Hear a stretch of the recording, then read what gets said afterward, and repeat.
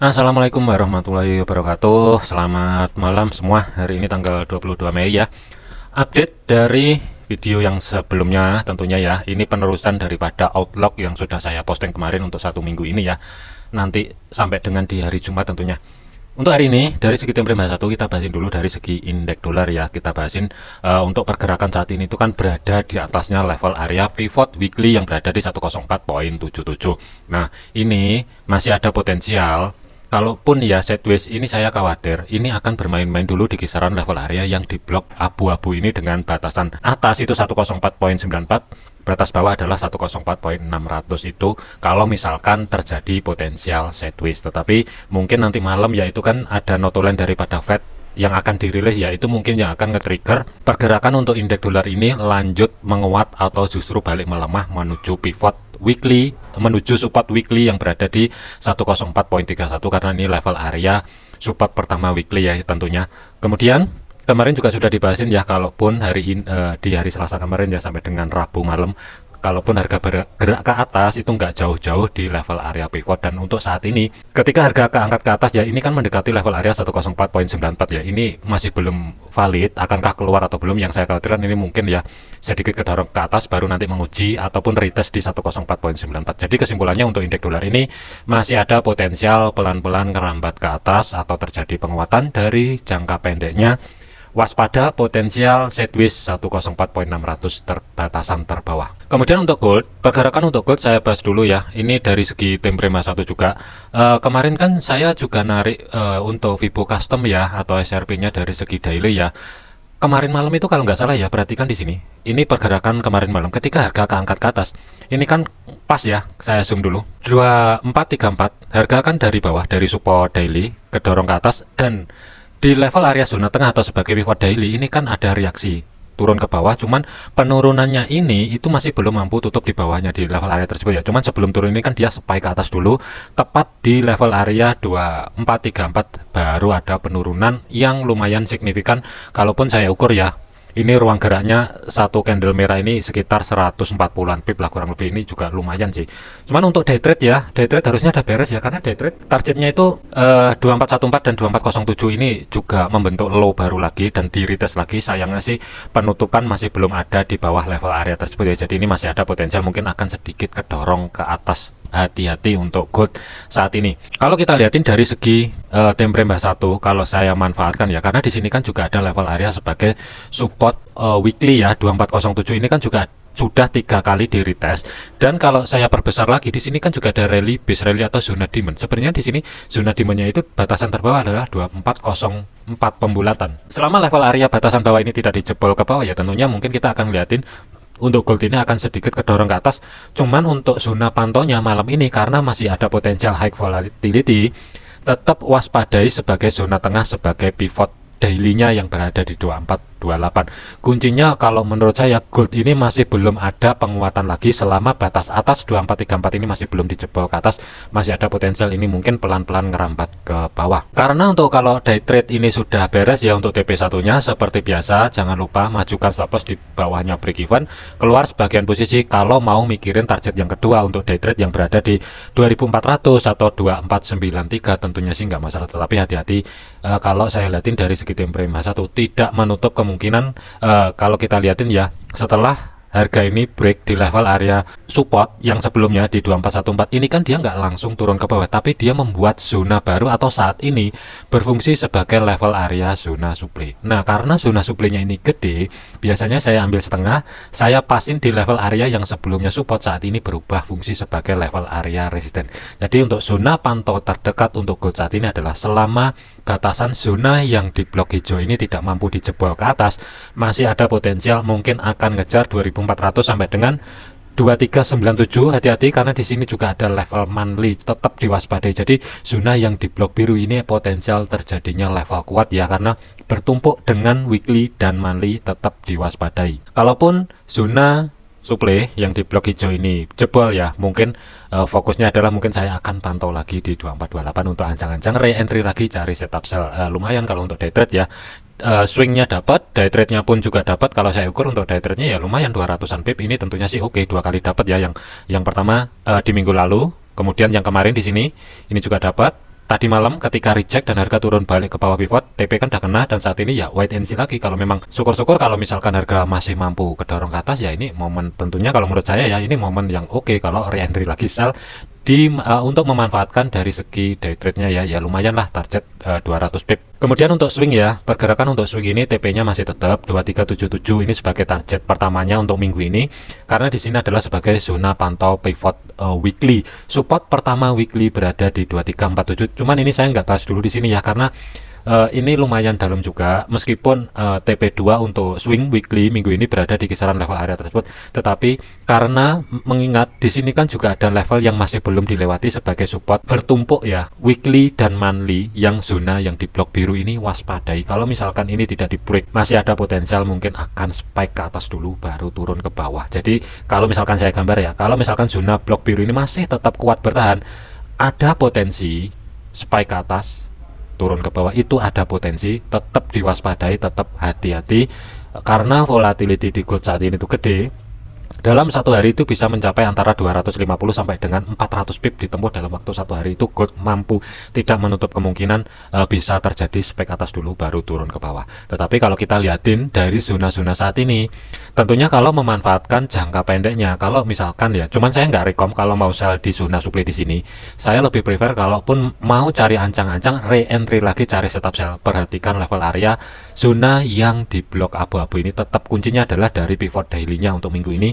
Selama zona atas 2434 tidak dijebol, kemungkinan tidak akan membuat high baru. Tetapi kalau misalkan dijebol, waspada, masih ada potensi dia ngambil 2452 zona yang tertinggal. Karena kemarin itu meskipun kenaikan kemarin itu sudah masuk ke level area zona 2452, yang diambil ini adalah zona bawah. Tengah dan atas ini masih belum diambil, jadi masih ada potensi. Cuman saya nggak prefer cari ancang-ancang setup buy sama sekali untuk minggu ini. Saya lebih prefer untuk gold fokus satu arah sell terlebih dahulu ya.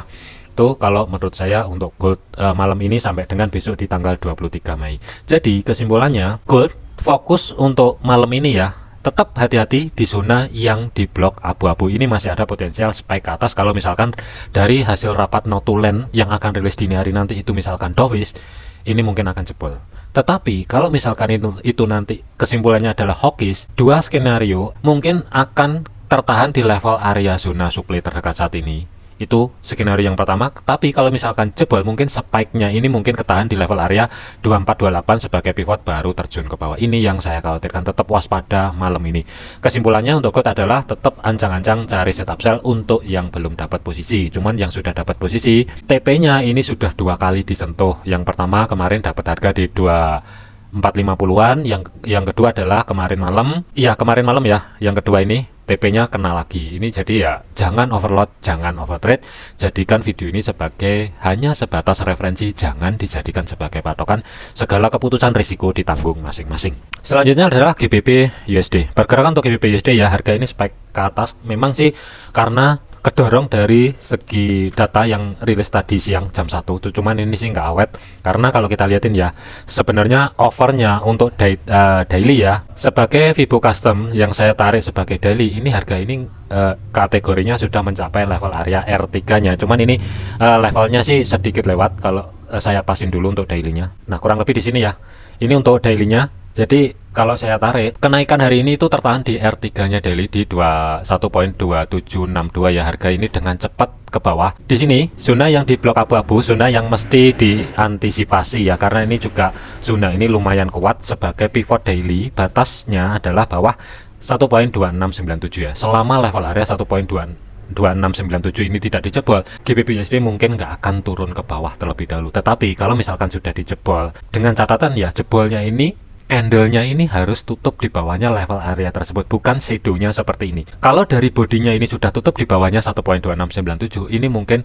sebagai konfirmasinya untuk ke depan nanti. Ini mungkin kalaupun terjadi koreksi nggak jauh-jauh di atasnya, sebagai pivot daily-nya mungkin akan drop menguji level area support pertama yang berada di 1.26660, kurang lebih di sini dulu ya. Jadi kesimpulannya, kalau menurut saya, karena pergerakan untuk minggu ini, kalau kita lihatin dari segi time frame daily-nya ya, saya tarik Fibo Custom dari segi daily kemarin, sudah kesentuh level area overnya sebagai R3 dan R4-nya Satu kondisi aja, kalau misalkan GBP USD ini mampu kedorong ke atas, ini mungkin cari ancang-ancang setup sell di bawahnya level area 1.27400 ini mungkin oke, dengan targetnya itu kurang lebih sebagai TP1. Kalau menurut saya TP1 berada di antara 1.2688 sampai dengan 1.26800 ini sebagai TP1 nya. Kemudian TP2 nya itu ruang geraknya ya, kalau saya taruh di 1.26400 juga tidak menutup kemungkinan untuk minggu ini juga tercapai.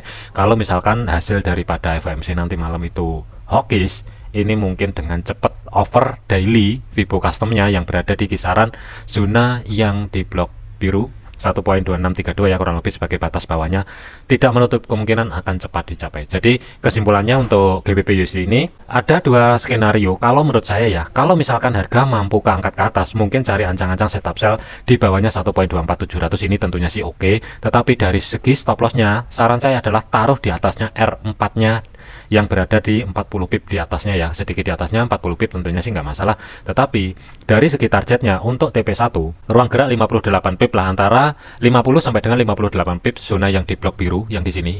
Kemudian maksimal adalah 100 pip tentunya sih oke. Tetapi kalau misalkan tidak mampu bergerak ke atas, saran saya adalah mending tunggu close-nya baik dari segi time frame H1 atau H4 ya. Syukur-syukur kalau daily.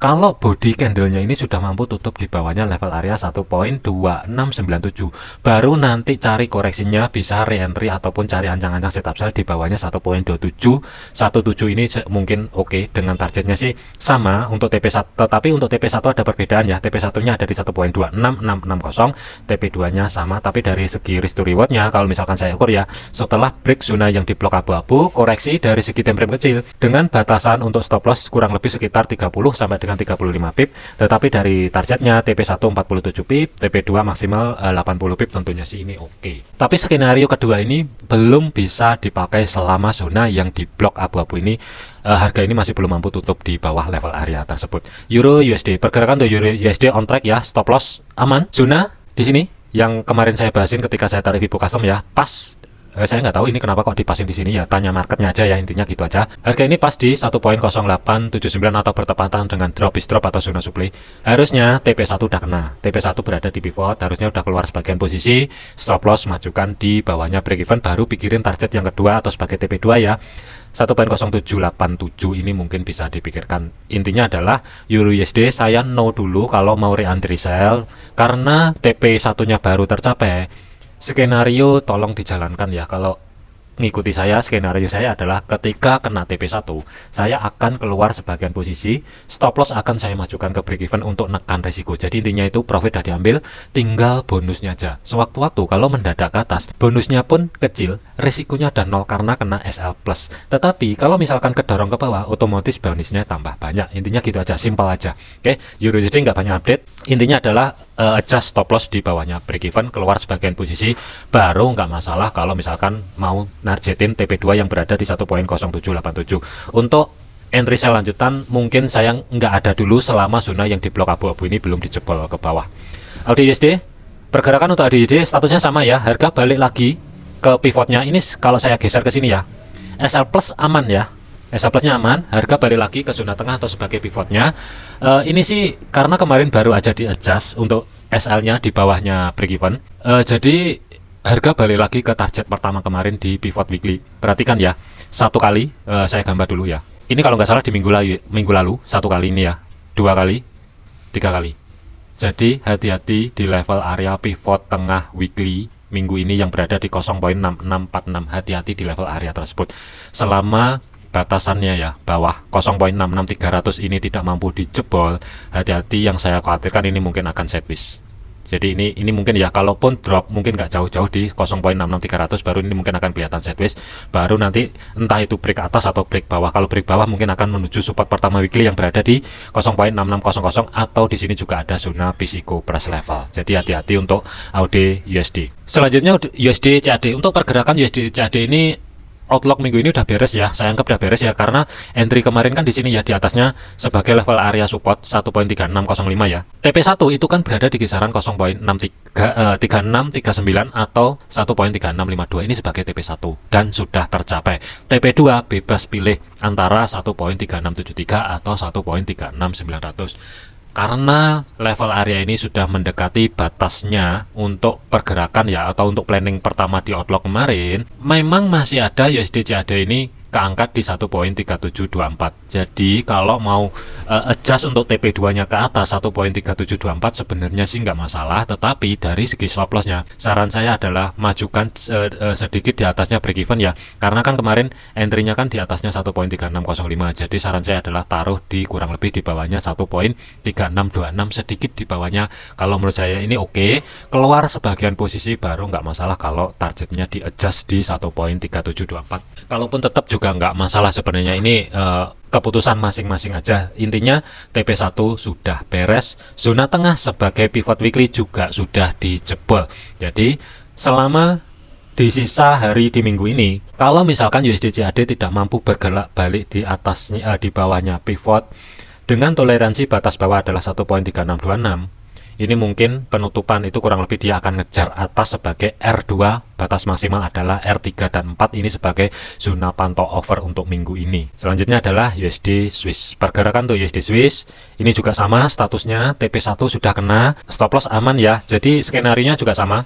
Kalau untuk USD Swiss ini ya, karena harga ini sudah mampu bergerak di atasnya R2-nya weekly, perhatikan aja zona rally base rally yang di sini ya, bukan yang di atas di sini. Ini saya zoom dulu ya. Sebenarnya sih kalau zona rally base rally kan ada, yang pertama ada di sini. Ini yang pertama. Kemudian di sini kan yang kedua. Kalau menurut saya untuk USD Swiss ini, kalau misalkan mau adjust stop loss-nya, ini saya lebih prefer taruh di bawahnya sebagai rally base rally yang zona yang di blok birunya. Keluar sebagian posisi baru lock di bawah sini, tentunya sih nggak masalah. Kemudian kalau untuk targetnya masih tetap TP2 0.9197 ini sebagai batas maksimal pantau untuk minggu ini. Kesimpulannya adalah untuk USD Swiss TP1 sudah beres, re-entry buy tidak ada karena statusnya saat ini masih on track. Terakhir adalah USD JPY. Pergerakan untuk USD JPY ketika penurunan kemarin ya, memang sih kalau ada teman-teman yang ada entry di 156.25 ya, meskipun ini ngepres hampir aja kena stop loss, tapi setidaknya ini masih aman ya, dan harga ini berhasil membuat high baru yang berada di sini di tanggal 21 kemarin ya. Ini sudah berhasil membuat high baru. Kemudian karena zona demand di bawah ini sudah jebol ya, karena memang di sini kan juga nggak ada zona pendukung ya, atau sebagai level area support resisten. Dan level pendukung yang valid itu kalau menurut saya bukan valid ya, tetapi yang kuat maksudnya. Perhatikan di sini, rally base rally atau zona yang saya lingkari di sini ya. Di sini, rally base rally ini. Zona ini mungkin sebagai acuan atau batasan kalau misalkan kedorong ke bawah. Dengan catatan selama pergerakan harga ini tidak mampu tutup di bawahnya atau bergerak di bawahnya 156.14, masih ada peluang untuk USD Yen ini ngejar 157.84.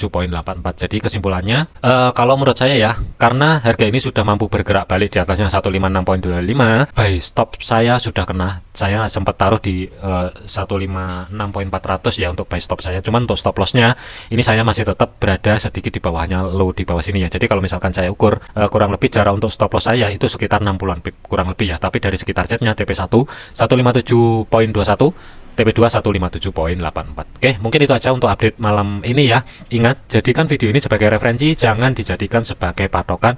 Segala keputusan risiko ditanggung masing-masing. Sekian, terima kasih, sampai jumpa di video selanjutnya.